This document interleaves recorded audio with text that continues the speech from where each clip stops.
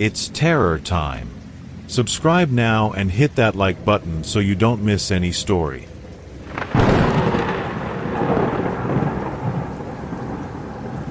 The air in the Manchester Municipal Archives always smells of ancient dust and paper on the slow march to decay.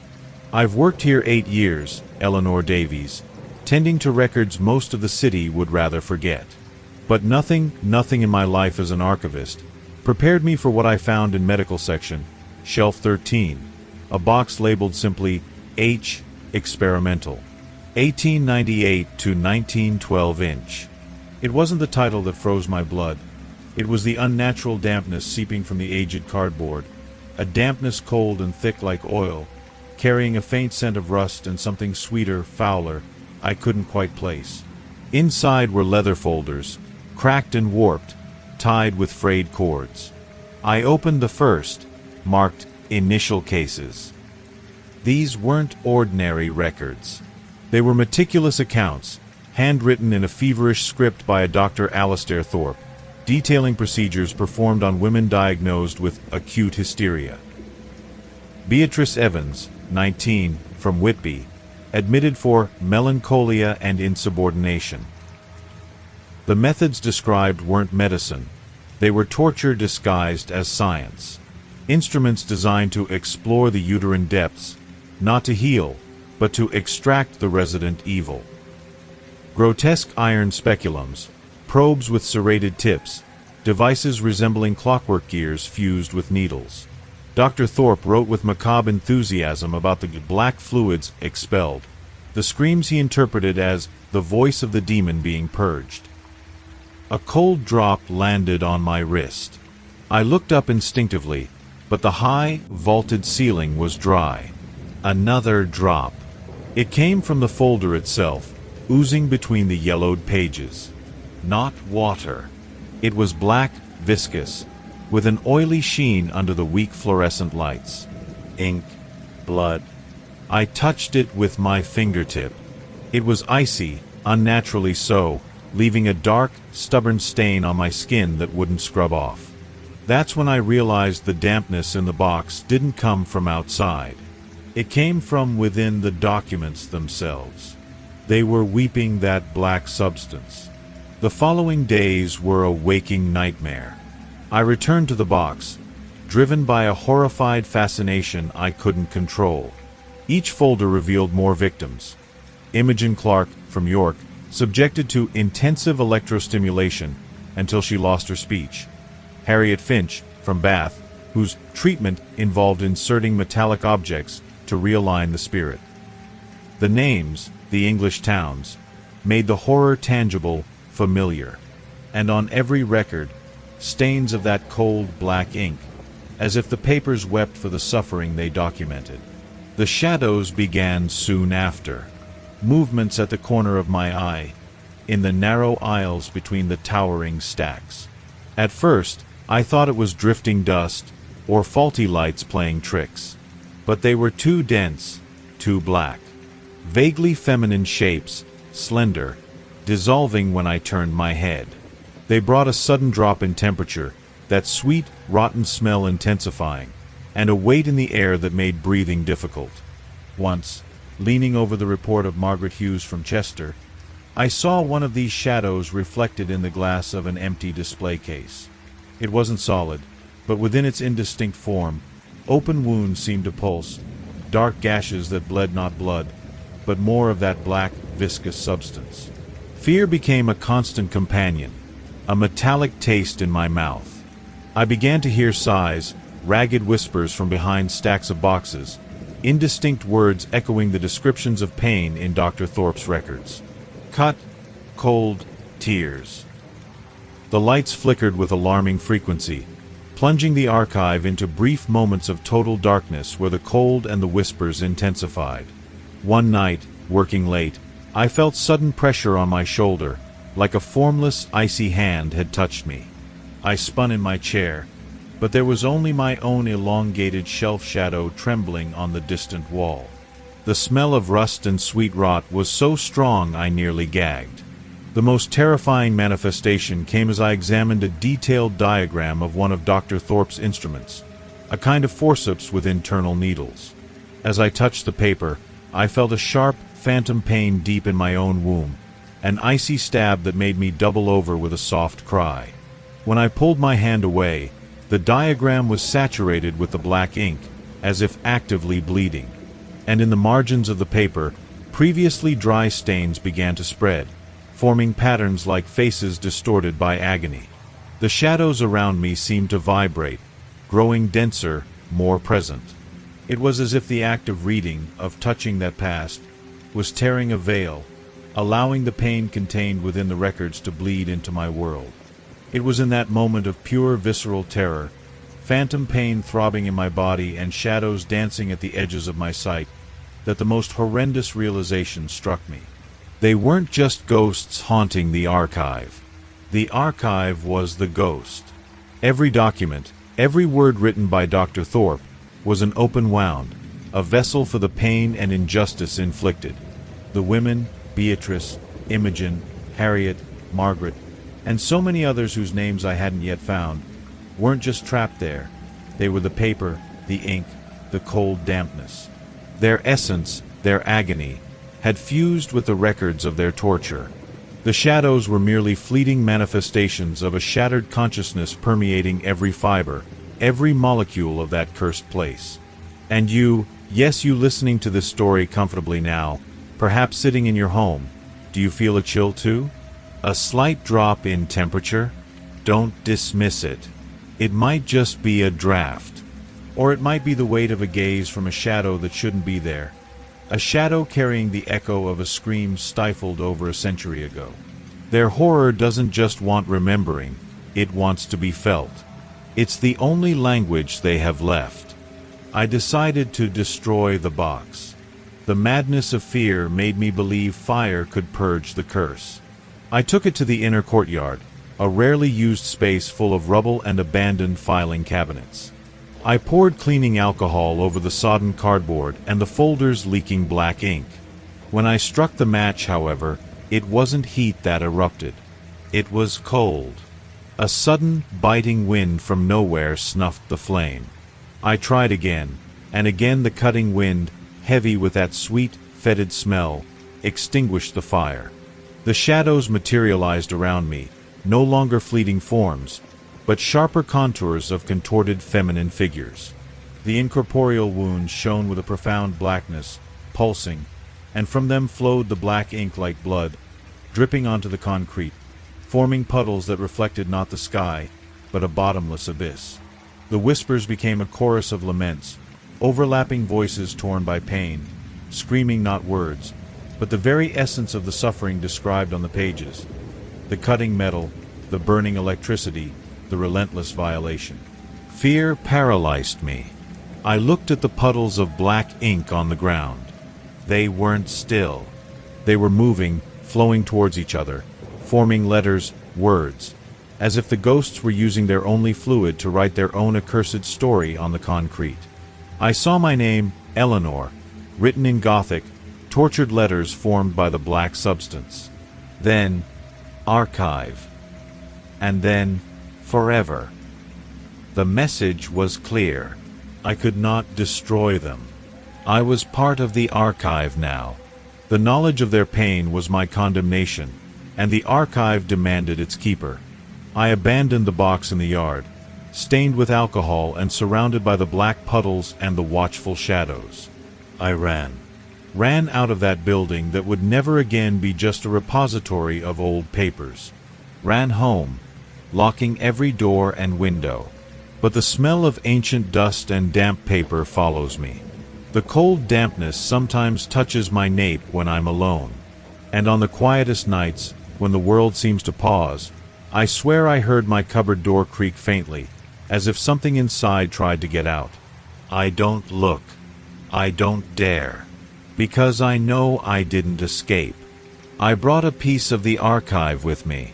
Or it found me.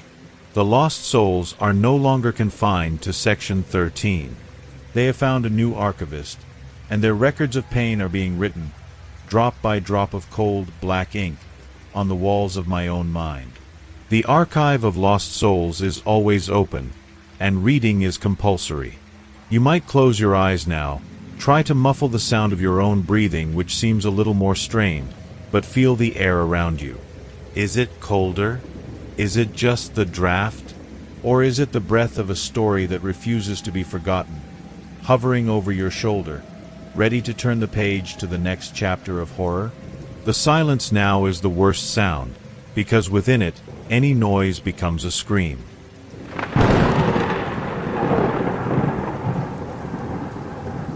The smell of old roses and graveyard earth permeated York Minster the day they brought in the lead monstrosity. My name is Thomas.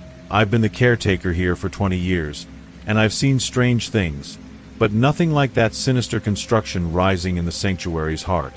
The pipes, they said, came from ancient coffins, unearthed from an abandoned cemetery in Whitby, solid lead, heavy as mortal sin. The organist, a gaunt, feverish man named Silas, with eyes too bright, claimed it was a masterpiece, a sonic portal to the divine.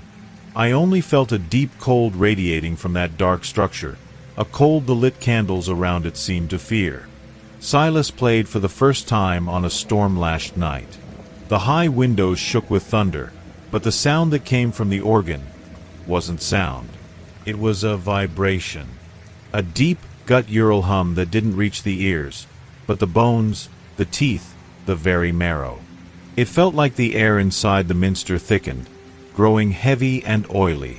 The candle flames didn't go out, but bent, stretching in strange directions like frightened serpents' tongues.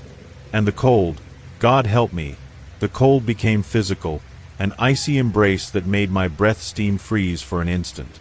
That's when I saw the first shade, a patch darker than the gloom between the pews, moving with a slow, painful drag.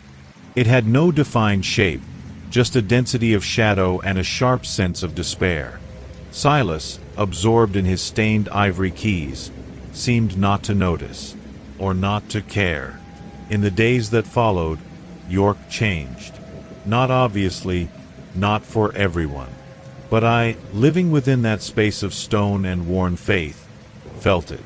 The organ was played at dusk, always, and each session was an assault on the present.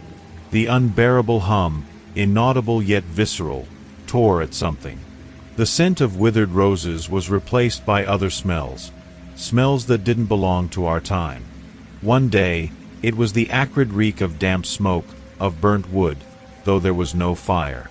Another day, a sweet, nauseating miasma, like flesh rotting in the sun, drifted through the aisles. The shadows multiplied, gaining sharper contours. I saw emaciated, wraith-like figures, clad in rags resembling centuries-old clothes, dragging themselves in corners, huddled under pews. Their faces were only dark hollows of suffering, and from where eyes or mouths should have been, dripped a black, gleaming substance, like tar, that evaporated before touching the floor. Fear became a second skin, damp and constant. Silas aged decades in weeks. His hair, once gray, turned snow white. His hands, agile over the keys, trembled constantly, joints swollen and purple, as if the lead's cold was seeping up his fingers. His eyes, once bright, now seemed glazed, fixed on a point beyond this world. He talked to himself, murmured names I didn't know, names like Beatrice, Edmund, places like Bath, Rye, lost times.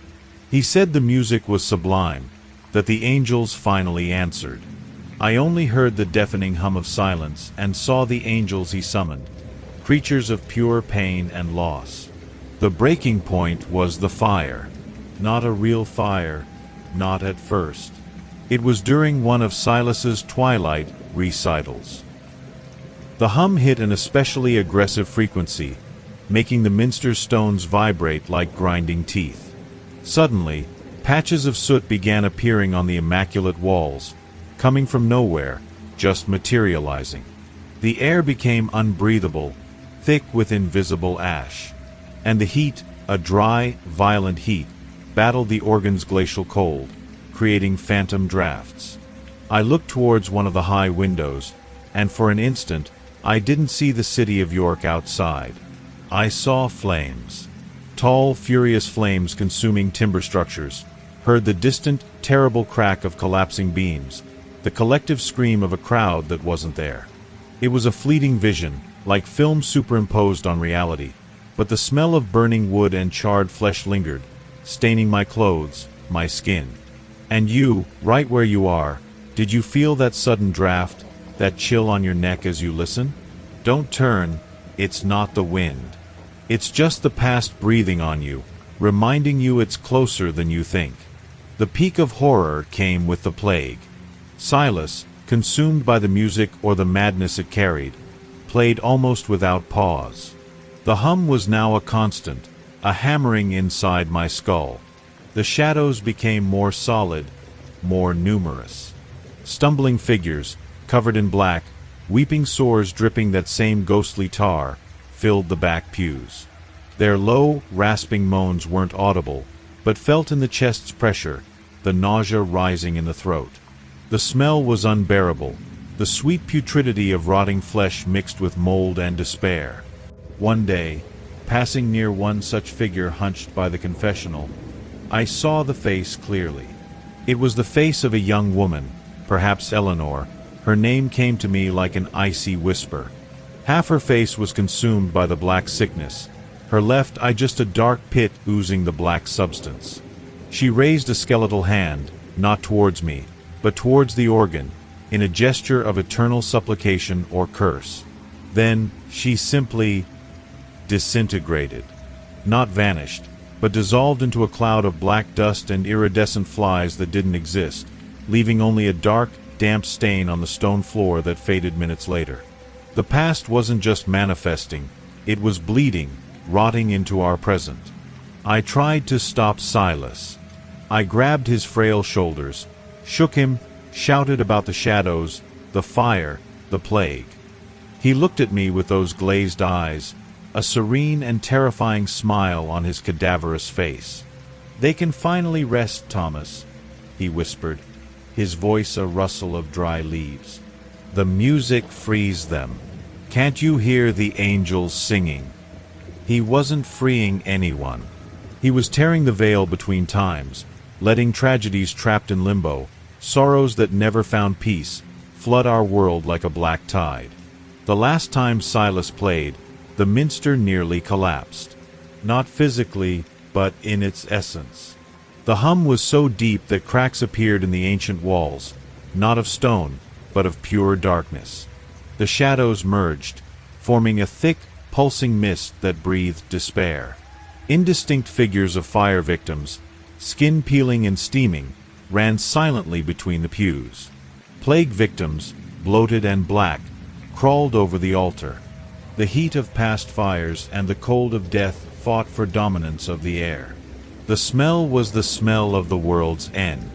Silas, with a final manic burst of energy, attacked the keys, his body contorting like a puppet. Then, he stopped. Suddenly. The silence that followed was more terrifying than any hum. He remained seated at the organist's bench, head bowed forward, hands resting on the keys, cold and stiff as the lead pipes above him. Dead. Or consumed. They removed Silas's body, but the organ remains. No one has the courage, or perhaps the sanity, to try and remove it. The minster is closed to the public now, under restoration, the York papers say. But I'm still here, caretaking, or being kept, because the lead monster isn't silent. Sometimes, at nightfall, when the last light fades through the broken stained glass, a single pipe emits a low moan, a sigh of lead that freezes the blood. The shadows still move, more timid now, but present. The soot stain on the north wall never faded. And the smell, God help me, the smell alternates between rotten roses and diseased flesh, depending on the past's mood. The worst part is the keys. Sometimes, in the dead of night, when the moon casts silver shafts through suspended dust, I swear I see the organ's white and black keys move by themselves. As if invisible fingers, cold as the grave, are still trying to play, trying to rip the fabric of time once more. Trying to bring back the fire, the plague, the despair. And I stand here, motionless, feeling the leads cold at my back, listening to the silence that precedes the hum, knowing limbo is just one note away. And you know what terrifies me most, beyond the organ and the shadows? It's the thought that York, your home, your quiet street, might be built upon layers and layers of past tragedies, unresolved pain, just waiting for the wrong instrument, the wrong frequency, to return. Sleep well, if you can. The organ is only resting, not dead, never dead. And the past has infinite patience.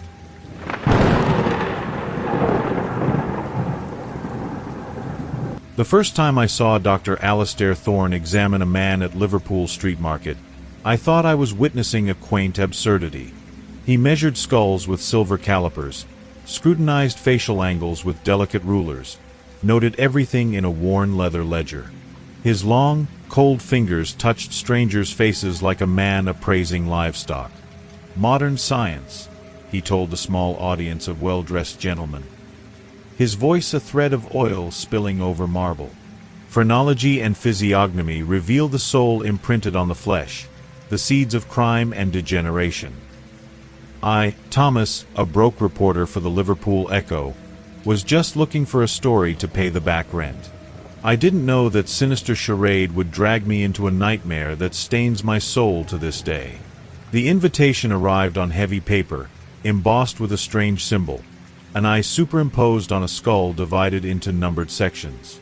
The Liverpool Physiognomy Society.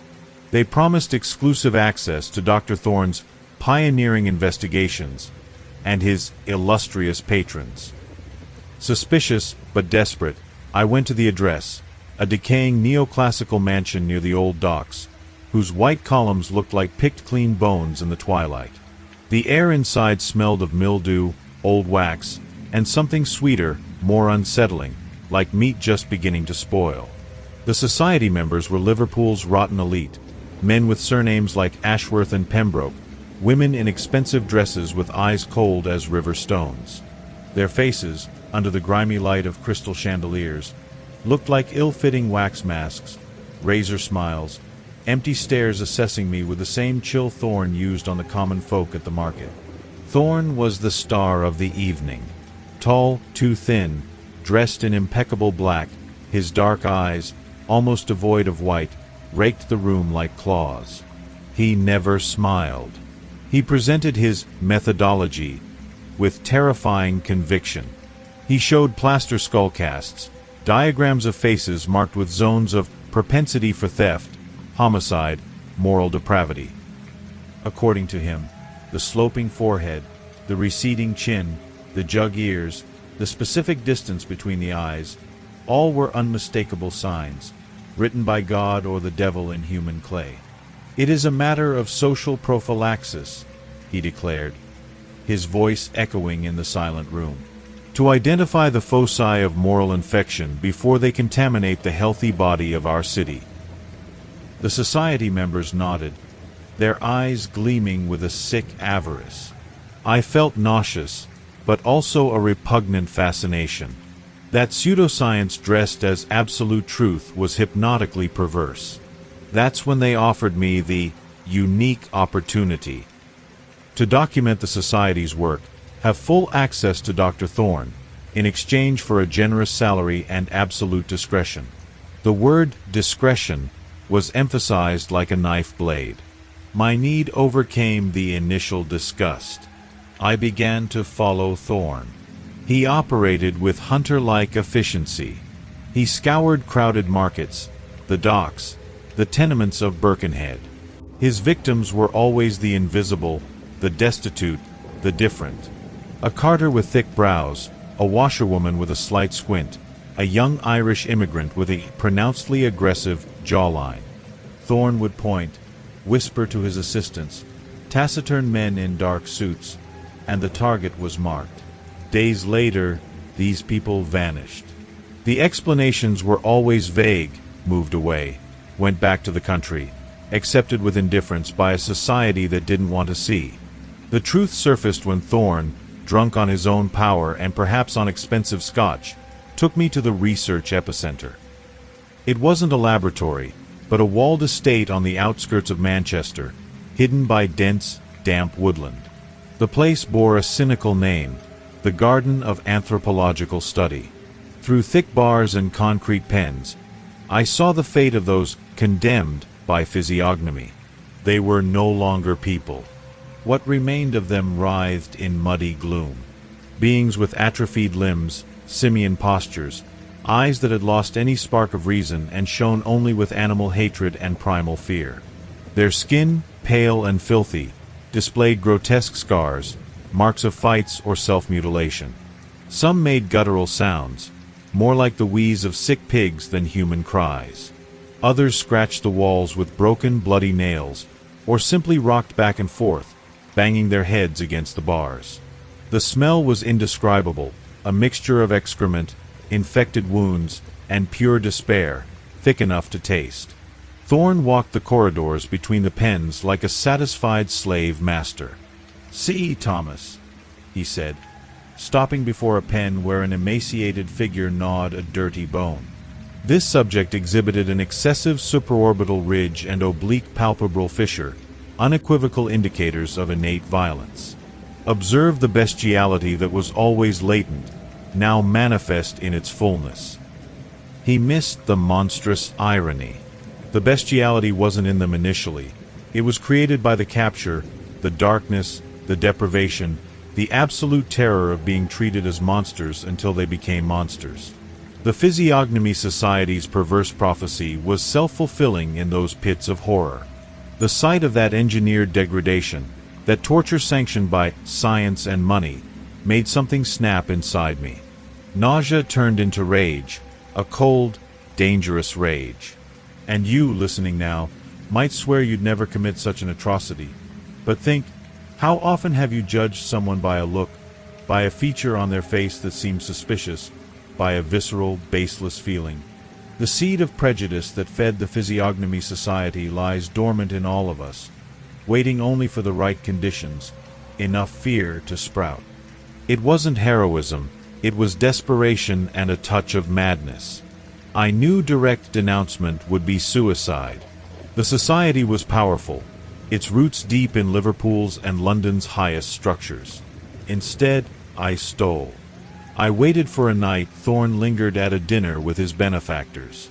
I forced a rear window of the mansion, a place I knew well. My target wasn't ordinary documents, but Dr. Thorne's leather ledger. I found it in his desk, a heavy, Gothic monstrosity that looked like it crawled out of a nightmare.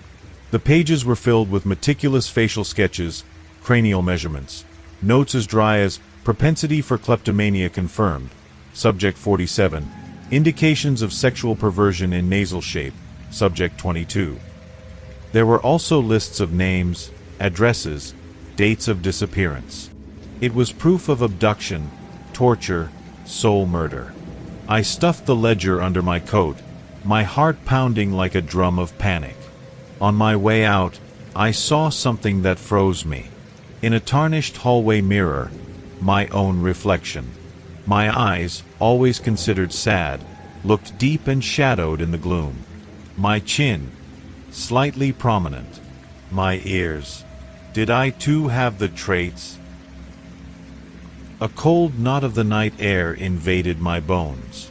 The seed of fear Thorne planted had found fertile ground even in me. I used the ledger as currency, sent anonymous copies to rival newspapers, to a judge in London known for his relative, but sufficient integrity, to a priest tormented by his own conscience. The scandal exploded like dynamite in a powder keg. Arrests came swiftly, society members, once so haughty, dragged into the public eye in disheveled suits, their faces now marked by the true crime, the fear of punishment. The mansion was raided, the garden near Manchester discovered. The images of the survivors, or rather, those still breathing, shocked the nation. Broken creatures, unrecognizable, dragged into sunlight they hadn't seen for years, decades perhaps. The horror was so vast it almost obscured the origin of the evil. As for Dr. Thorne, he vanished. Some say he fled to Europe with what remained of the Society's fortune. Others, that he was torn apart by an enraged mob on the docks. I know the truth. I visited the asylum where the few survivors of the garden who didn't die immediately were confined, a place even darker than the Manchester pens. In a padded isolation cell, he resides. You wouldn't recognize the man in the impeccable suit. His face, once so meticulously analyzed by himself, is covered in deep scars, as if clawed by invisible talons. His eyes, those eyes that saw criminals in every facial curve, are now two vacant pits, unfocused, devoid of intelligence. He rocks back and forth, constantly, a rhythmic, meaningless motion. Sometimes he stops, cocks his head as if listening, then begins to measure his own skull with bony, trembling fingers, muttering numbers and Latin terms that mean nothing now. The attendants say he's terrified of mirrors, that he screams when he sees his own reflection. Perhaps he finally sees what was always there, the true monster his science helped create, now inhabiting the worn shell that was his body.